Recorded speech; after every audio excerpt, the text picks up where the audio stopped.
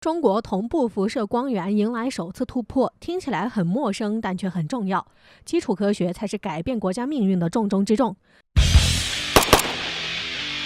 近日，上海光源线站工程取得了关键进展。中国科学院发表的文章中详细地介绍了此次成果。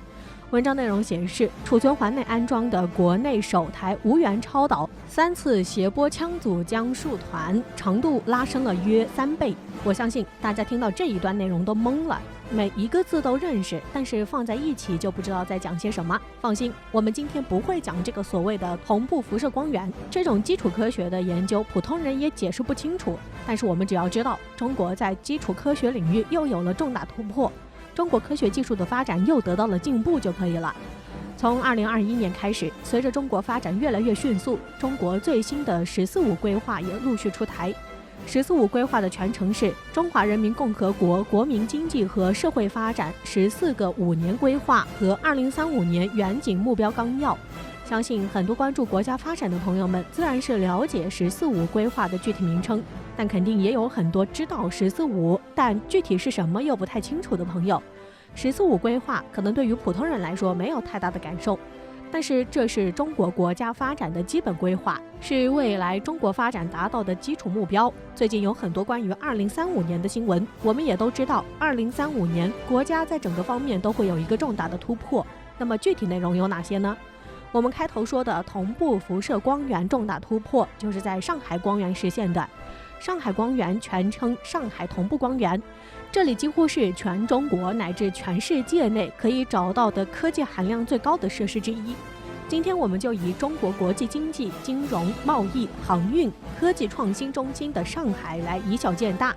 根据上海市发布的《上海市建设具有全球影响力的科技创新中心“十四五”规划的内容显示，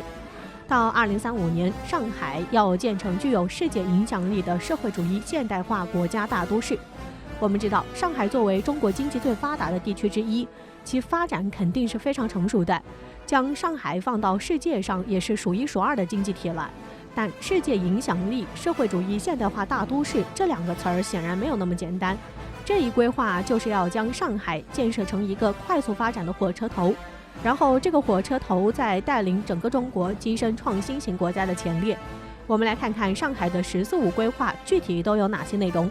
其中包括智能网联汽车和新能源汽车、智能制造与机器人、脑机接口、类脑光子芯片、第6代移动通信 6G、量子科技、纤维机器人、智能仿生、细胞电子混合系统等等。这任何一个研究领域听起来都十分的科幻，像是在形容未来世界。没错，这正是未来世界的发展方向。这些研究领域都是可以切实应用的领域，对一个国家的科学技术水平有着重要的意义。我们都知道，芯片制造一直是中国在努力突破的领域，光刻机成为了中国芯片领域卡脖子的存在。但光刻机真的重要吗？光刻机在芯片制造领域确实有着决定性的程度，也是研发制造芯片必不可少的设备。但是还是那个问题，光刻机真的重要吗？芯片领域的卡脖子现状真的是因为中国没有先进的光刻机吗？我们换一个角度，也许并不是这么简单。被美国制裁没有芯片可用的中国之光华为，其总裁任正非曾说过，华为最大的担忧从来不是芯片，而是国内基础科学太薄弱，只有重视基础科学的研究和教育，我们才能培养出更多优秀的人才。任正非还在一个会议上回应过芯片问题，他讲到，芯片光砸钱是不行的，得砸数学家、物理学家、化学家。中国要踏踏实实在数学、物理、化学、神经学、脑科学等各个方面不断努力地去改变、去进步，中国才可能在世界上站得起来。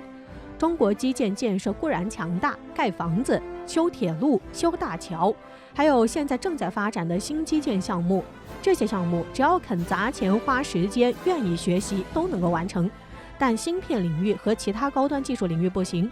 就像任正非说的，我们要砸的是数学家、物理学家和化学家。中国正在建设一个名为硬 X 射线自由电子激光装置，建成后将成为中国迄今为止投资最大、建设周期最长的国家重大科技基础设施项目。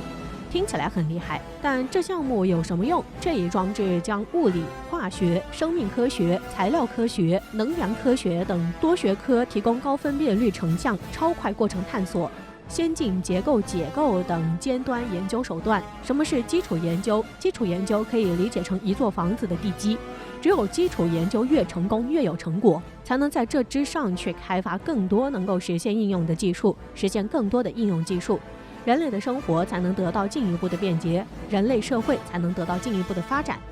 从上海市的“十四五”规划，我们就能以小见大。中国要将大力发展基础科学，但发展基础科学说起来容易，做起来却是难上加难。我们前面说过，芯片等其他高端技术领域的突破，不是光靠砸钱就能够出成绩的，这些都必须依靠基础科学。注意，我们这里讲的是基础科学，也就是量子力学、相对论这样的科学理论。这些并不会给如今的社会带来任何实际的改变，也没有任何实际的应用。就像大家小时候学习时都会抱怨的一句话：学习数学、物理、化学这些知识，在以后的日常生活中也用不到。基础科学就是这样，是一个长期投入的事业。国家可能投入几百亿、几千亿，也没有任何实际上的突破，不知道什么时候会有成果，不知道在哪领域会有成果，只能日复一日的投入。很多人一辈子可能都难以取得突破，只是为整个人类的学科事业做了添砖加瓦的工作。但一旦有了突破，就是有可能改变当今的人类发展文明。简单来说，目前世界上的一切改变，农业时代到工业时代，工业时代到信息时代，广播到电视，电视到电脑，电脑到手机，手机到 VR， 甚至是未来的元宇宙。世界的任何发展变化都来源于基础科学。中国在基础科学领域依然是后发者，中国基建闻名世界，中国经济世界第2，中国军事世界前3。中国已经不是过去的中国，但中国的基础科学依然是薄弱的。上世纪落后的中国国情让中国不得不放弃看不到任何回报但投入巨大的基础科学。但如今的中国不一样了，基础科学成为了100年之大变局的重要影响因素。中国不再仅限于国家战略，而是要去探索人类的新边疆。21世纪的国际环境并不稳定，中国成为了很多西方国家转移内部矛盾的假想敌。同时，一个崛起的中国可能代表着一个全新的国际秩序诞生。中国开国元勋、领导人邓小平曾说过：“中国永不称霸。”先国家最高领导人习近平也强调，中国要构建人类命运共同体。我们总是拿中国跟美国做比较，但中国的志向远不是超英赶美那么简单。中国的发展是要与人类的征程相结合，中国的目标永远是人类的新疆域，是星辰大海。